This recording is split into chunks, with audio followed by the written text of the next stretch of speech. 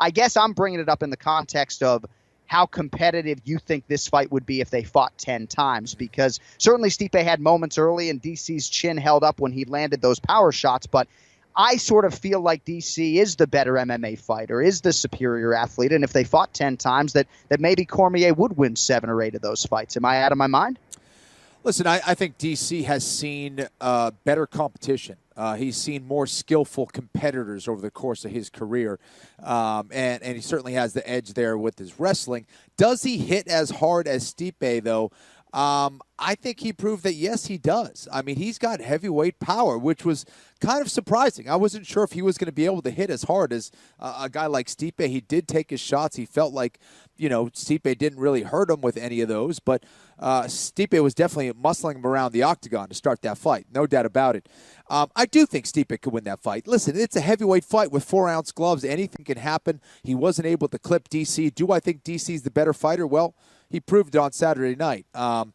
I think anytime you get a heavyweight fight, I think a guy, is always going to be capable of knocking out the other guy when they're swinging leather. Stipe is very skillful. I think DC would win. DC would win the majority of those 10 fights. Yes. Yeah. All right. So in terms of DC's all-time status, I promised a lot of people that I wouldn't go too deep on the greatest of all-time conversation. And even though I like to speak in absolutes, it's not that I love this GOAT conversation. But one thing I think we can all agree on, Kenny, if you are choosing to have that conversation as you briefly had with Ray Longo, and it's July 9th, 2018, you can't have that conversation without mentioning Demetrius Johnson, George St. Pierre, and now Daniel Cormier. Right. If you want to mention John Jones and Anderson Silva, despite the transgressions, that is fine with me. I'm not giving you which way I'm thinking in these 5. The point is that last week on this podcast, if we were having that conversation, DC was not in it. And I don't know how you could have that conversation now based upon what he's done and not include him in it, if not start the conversation with him. Yeah, I mean, again, it's incredible what he accomplished on Saturday night. It comes down to your definition of what you think the greatest of all time is and what you're looking for. Are you looking for skill? Are you looking for how they're capable of winning a fight? You're probably looking towards guys like Demetrius Johnson. If you're looking at, competitors, battling back from adversity, you're probably looking at guys like a Daniel Cormier. Are you looking for guys who are kind of the pioneers or leading into what the modern mixed martial arts fighter would look like? You're looking at a guy like George St. Pierre. Consistency, quality of competition.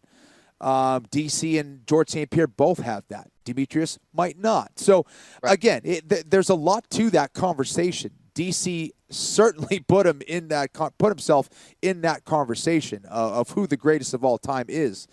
And the fact that he's able to do this at 39 years old, nuts. It's incredible.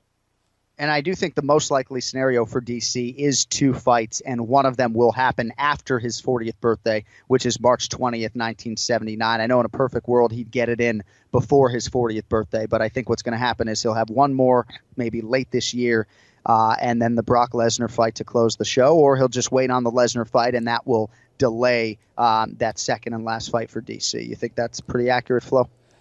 Yeah, listen, I don't know if he takes the fight before Brock Lesnar. No, yeah, right. And in which case he'd have to wait till next year. Right, yeah, exactly. Because I guess there's some talk about, obviously Brock would have to be in the USADA testing pool for a period of time. 6 months is what DC told us as well. So, yeah, that puts you into next year. And then, can he get another fight in the meantime? I'm not sure. Right. And I don't know if he even wants that. I don't think a rematch against Alexander Gustafsson makes sense. No. That's the other guy at 205 pounds. Wouldn't do that before Brock. No, absolutely not. And it doesn't make sense. That's not a big money fight really anyway compared to a guy like Brock Lesnar or John Jones. So yeah. I think those are the 2 guys left that I think really make sense for DC. Right. And I'm sure for DC, those are the 2 guys that he would fight. Yeah, I would be stunned to see him fight Alexander Gustafsson again at this point. I would be stunned to see him cut to 205 pounds and defend that title, despite what he said Saturday night. I think it's 2 fights, to your point, one against Brock Lesnar and one against John Jones, and the Lesnar one will probably be the first shoe to drop. And what's not really being talked about now is what happens to that light heavyweight belt. Does he Does he now have to vacate that belt? Yeah, he'll like vacate Conor the belt. did. Yeah. Gotcha. Which I don't think he cares about, Right. He got it back, defended it again, right? And I don't think he's in any great rush to weigh 205 pounds again in his lifetime. Right. So in terms of the Brock Lesnar stuff, I can assure our audience this was not scripted. If it was, one of our producers, who shall remain nameless, would have told us before the time that he did that Lesnar was coming, right? And we did find out a couple hours before Brock was there, but there was nothing scripted about it. And Kenny, anybody who knows Daniel Cormier, anybody who's a fan of this sport knows that even if Brock was nowhere to be found and not in the building, that your boy DC was calling Brock Lesnar out if he beat Stipe regardless. So right. Brock's appearance there, which we will get to, happened. But Brock Lesnar was going to be the name on the tip of his tongue if he beat Stipe anyway, right? Yeah, I think so. I mean, that's a fight he's wanted for a while, and he's talked about that. DC, as a lot of people know, is a pro wrestling fan. I think that's what kind of threw everybody for a loop, was the fact that Daniel was kind of giggling a little bit out there, and I think Brock was as well, saying, hey, I'm right here. And DC, I'm not sure really believed what was going on at the time, and was kind of chuckling at the idea of like, wow, I'm actually going to fight Brock Lesnar. I could actually fight this guy. Yeah. So I think that's what kind of made it a little funny. But, these guys definitely do want to fight. DC was not happy about being pushed in there, and he almost went right across the octagon. Yeah. So I love that fight, man. I love that fight. And, again, it'd be another beautiful demonstration of what mixed martial arts is all about. Can DC beat a monster of a man in Brock Lesnar, a guy with a wrestling background, and definitely a guy who can knock you out with one shot. So I'm fascinated with that fight. Again, I give DC the edge there just based on his immense amount of mixed martial arts experience and his ability to wrestle. Remember what Cain Velasquez was able to do against Brock. But still, it's a fascinating fight nonetheless, and I hope it happens. DC's MMA dream sequence, other than beating John Jones, was always to have this fight against Brock Lesnar. I mean, Cormier is a massive WWE fan, probably the biggest pro wrestling fan on the roster. So even though he was maybe surprised to get shoved with that type of force behind it, right, which maybe went a little bit further down that pro wrestling road than a lot of people would like, but Cormier had to be pinching himself, man. I mean, this is the fight that he's always wanted. His eyes turned green as this thing was going down, right? Absolutely. I mean, and I know we're both happy that our friend is going to be a very, very wealthy man. So good on Daniel Cormier for that. What a crazy weekend, and happy I know we both were to be a small part of it. We were not thrilled to be a part of Francis Ngannou and Derek Lewis, incidentally, and sometimes these heavyweight fights that you think are going to end in a blink end up going 15 minutes. There's a lot of hitters that don't history that suggest that. But Kenny, relative to the expectations going into this co-main event, you can argue this was the worst fight in UFC history. Maybe we've seen worse in terms of skill level or fighters that don't belong on the UFC roster. But based upon what people thought this fight was going to be and how it turned out, you can argue this was the worst 15-minute display in UFC history. You can definitely make that argument. Just no action, man. There were no strikes really thrown, let alone landed. And I was just really confused because both of these guys I thought were made for each other, in my opinion, as far as making an exciting fight. Both those guys with crazy knockout power. They've always fought with a fearless attitude.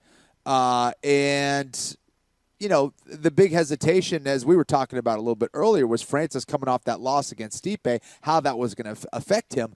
Well, Francis, I guess, tweeted, I don't know if it was yesterday or today, about how that fear from that last fight against Stipe Miocic really was carried over into that fight against Derek Lewis. He was afraid to really pull the trigger. There was a lot of analysis going on. Both those guys and all heavyweights really in general, as we found out from Daniel Cormier, are going to be dangerous in the pocket, period. And I think those guys were just way too afraid to get in there and trade.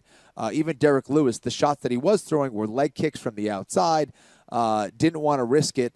But at least he was fighting a little bit more than Francis Ngannou. There's no doubt that Derek Lewis deserved that win. I think Francis is going to be looking back at that fight and scratching his head going, what was I thinking here?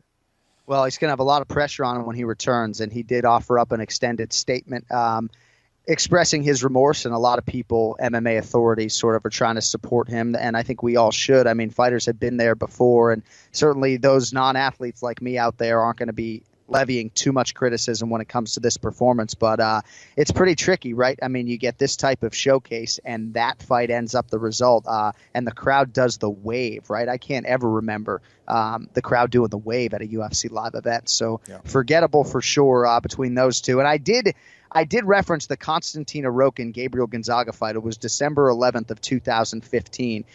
If you really like self-punishment, you want to go to UFC Fight Pass, check out Arokin Gonzaga from December of 2015 and tell me if you think it was more entertaining than Ngannou and Lewis.